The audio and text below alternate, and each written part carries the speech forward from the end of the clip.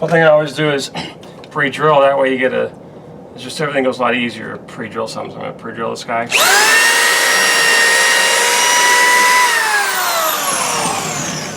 Let's see if we can get this guy in there.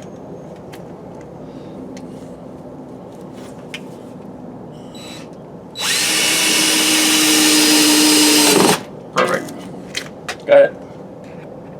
Now I got that board in there, and I ran some caulk around the perimeter of it as a sealed up pattern. Also, as I progress on this wall here, and that where that Masonite meets the block, you can see some cracks there. I'm going to like there's one right there.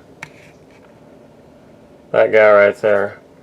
So I'm going to caulk up these seams where there's a bit of a gap. There's more down there by the where that gas line pipe comes out of there.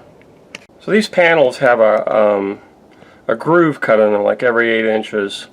So I'm going to replicate that groove right to left across here. And that line there where there's 2 boards to fill in that window air conditioner spot, I'm going to patch that up with Bondo. Then I'm going to cut that groove across that board there, across the new board, just to give it a look like it's similar to what I've had to patch up and replace here.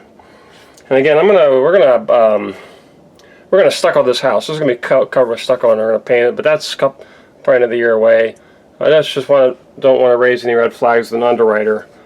So to the extent I can, I'm just gonna try to patch this up so that at a casual glance you won't know that it's been patched with different material. So next step will be to cut that channel there. So now I have a line drawn for the to cut that channel. I'm going to use my Dremel, one of my favorite tools. It's a little attachment, and you can do it like a little router so you can precisely control the depth that it's cutting. So let's give this a try here. I'll crack that with it.